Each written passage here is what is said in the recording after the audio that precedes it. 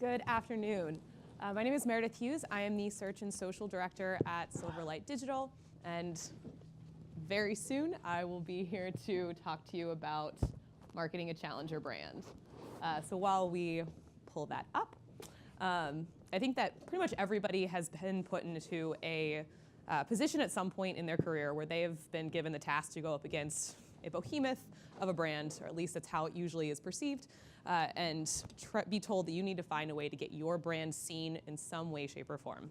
So I think in general, we all kind of understand the idea of being a challenger brand in today's world. But this is actually a topic that's very near and dear to our hearts at Silverlight, because this is really where we love to be. We thrive working with challenger brands because they're so exciting. You know, there's an endless amount of opportunity here, and it really becomes something where you get to be a part of something really big. You know, if you get to be a part of their success and kind of start off there, you know, that's a really special place to be. So we have worked with tons of challenger brands in the past, from Dymista to an osteoporosis drug. So we've chosen one today to kind of walk through. And that brings us to the erectile dysfunction market. So I know that Tim kind of alluded to this earlier. We have actually, this is something that happened a little bit earlier this year that was a really exciting place to be in. Because once you get past what this research does to your browser history, you start to see that there's a lot of opportunity here. So what we're looking at here is over 6 million ED searches just on Google actually alone per month across the US.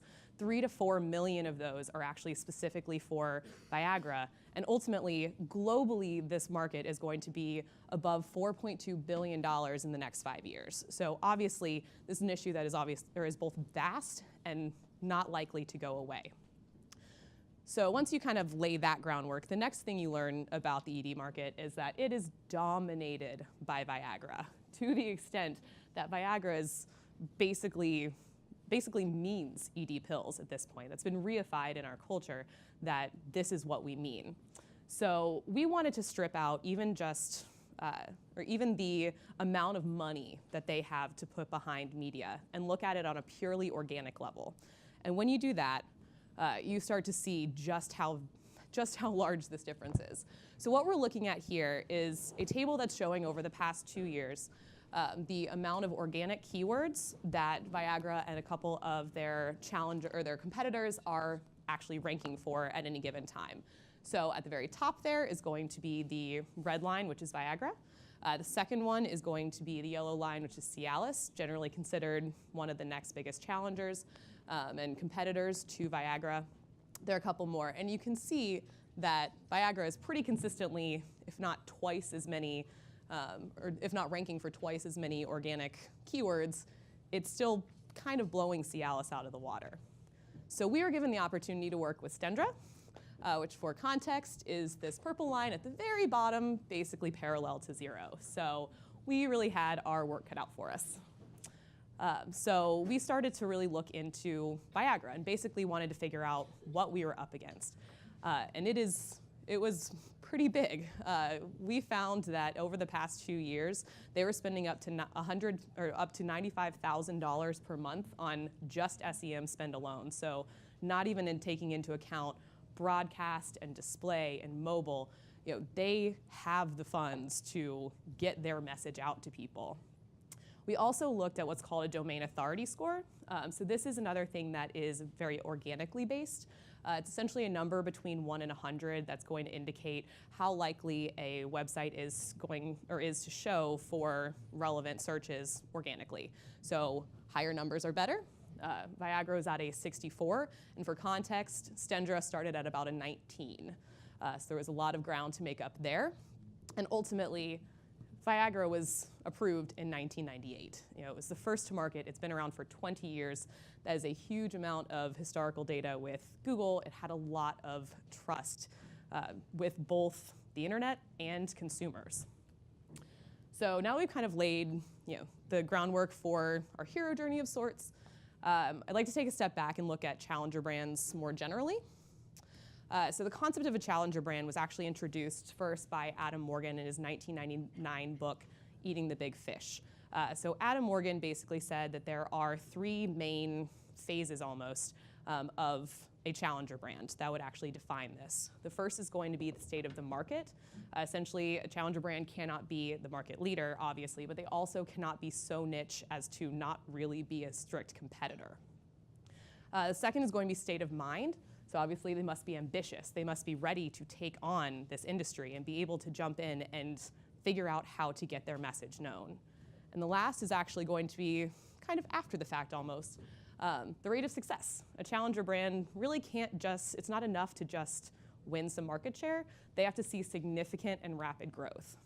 So this is where we started off in 1999. Obviously, challenger brands in business and just society has changed a lot in the past 20 years. So we wanted to look at kind of where we are now. So ultimately, I think that the best way to really illustrate this idea is the fact that people love rooting for an underdog.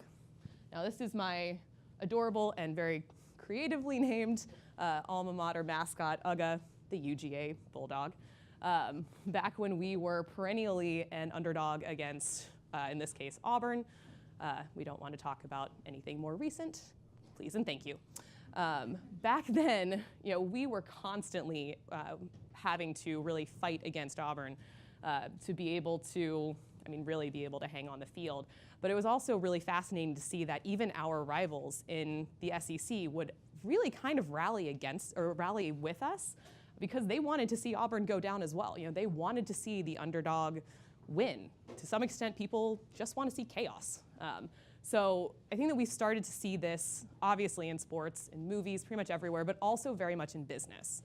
I would argue that at this point, it's really important to people to be able to root for the underdog. I think that challenger brands have a better chance to succeed now because people want them to.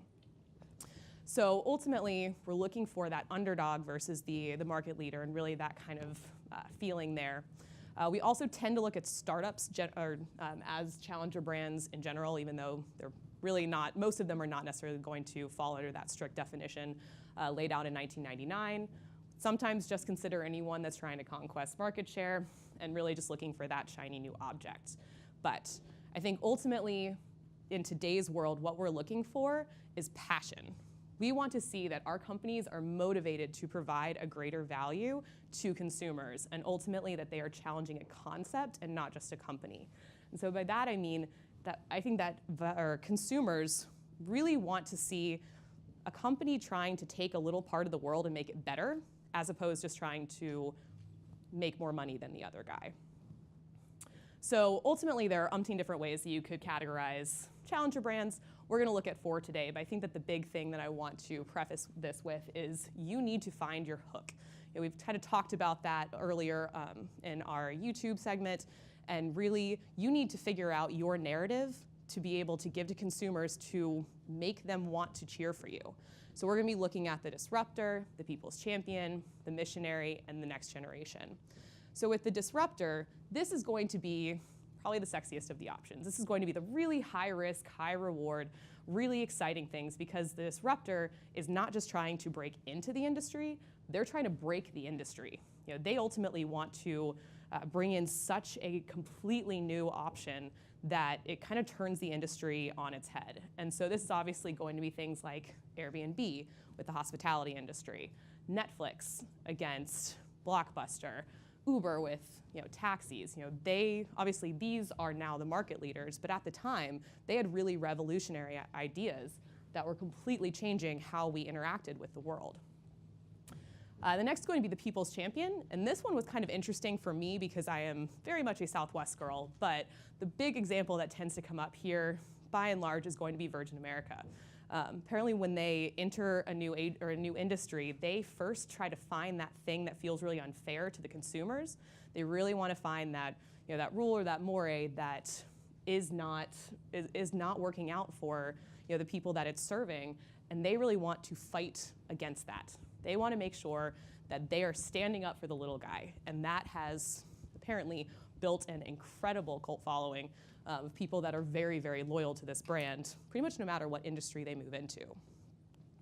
So next is going to be the missionary. The missionary is going to basically be taking the idea of giving back and doing good and building that into their DNA. So this is going to be companies like Tom's, where when you buy a pair of shoes from them, you obviously have shoes for your feet, but you also get the warm, fuzzy feeling that comes with knowing that you have facilitated giving shoes to someone in need. And people are equal parts, want to do good, but also very lazy. So this is a really good way to kind of get that loyalty while still legitimately doing good things in the world.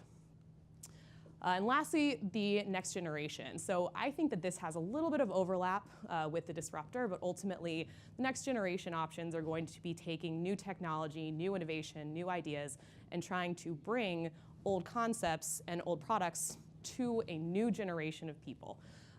This is going to be companies like PayPal and Venmo especially that have really changed how we conduct transactions with the world. They didn't necessarily disrupt the idea of banks. They did not take banks away, but they did make it a lot easier for us to live our lives in 2018 by being able to pay our friends back for dinner, anything like that. So this has really made the world a lot easier. Bringing it back to pharma and healthcare, this might be identifying a new comorbidity or even just a new way to actually deliver a drug that could cut down on side effects. So now moving back to our actual challenger brand in the ED space, Stendra. Essentially, it was decided that this was going to be that last one, that next generation option.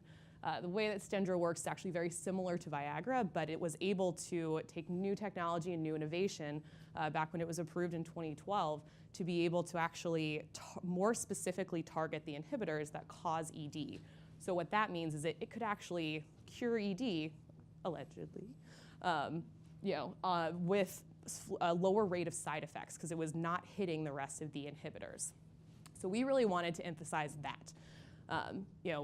The other big part of this is building out that creative. Now that we kind of know what we're going to be leaning into as our hook, you have to be able to get that across in messaging. So we partnered with Concentric Health Experience, who brought us into this project, and they had put together an amazing suite of creative. If you really think about ED advertising in the past, it's always been very sterile, very conservative, very safe. For some reason, there seems to be a lot of people walking around in fields, and there wasn't a reason that we needed to keep doing that. So they really wanted to go bold and be more creative and be out of the box. And that gave us a very, very good campaign to be able to bring to the masses. That gave us the power couple. It was a fun website. It was a fantastic video. It was, in-your-face, creative assets that really got the point across. This is not your father's little blue pill. You do not have to change your lifestyle to be able to, help this affliction. And you can actually go about and, eat and drink normally and really just be able to live your life.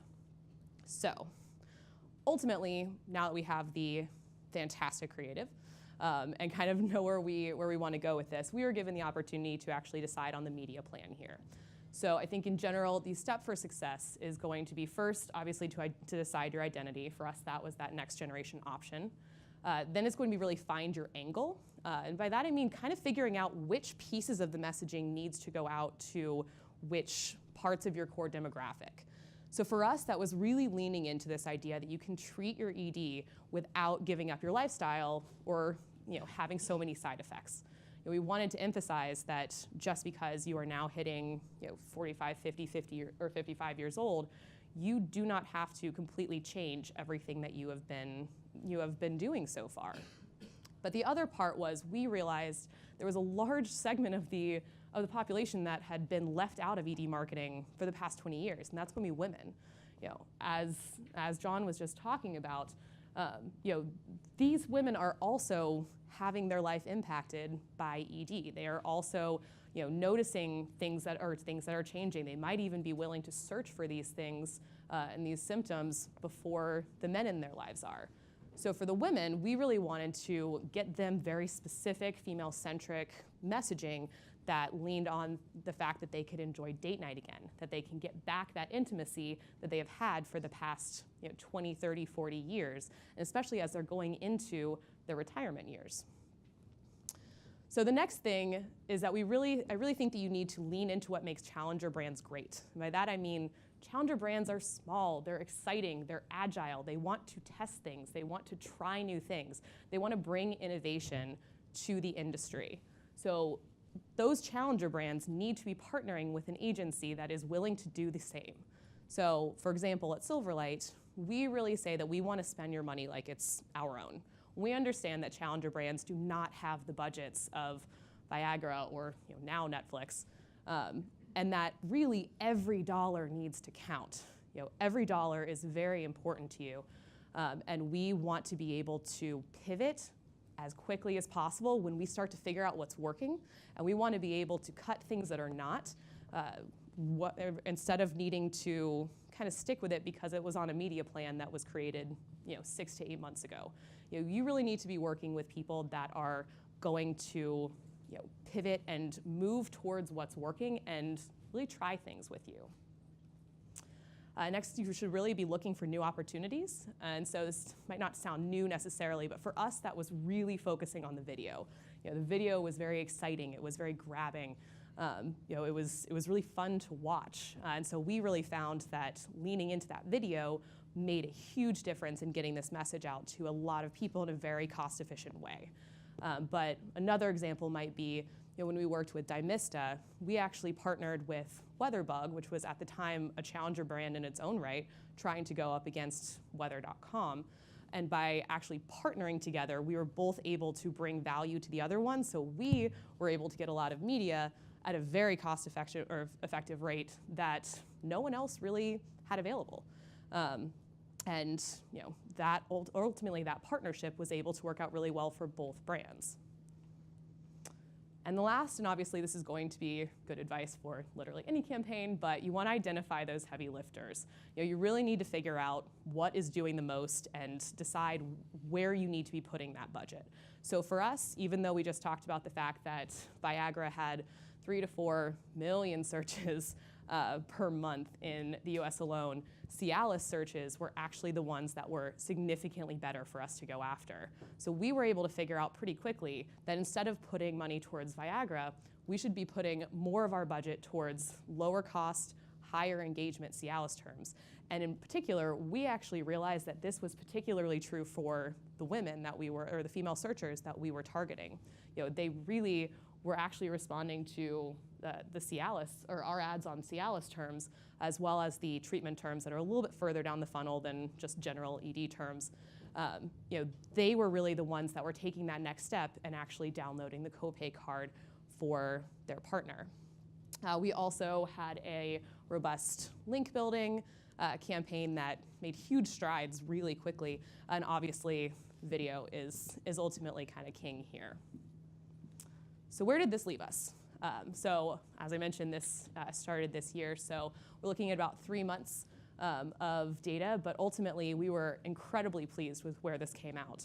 So we had talked earlier about that domain authority benchmark, basically that number 1 to 100, where we want it to be higher and ultimately closer to Viagra's 64. We started out at a 19, and after 3 months we were up at a 36, which is almost unheard of, especially when this is dominated by one particular brand.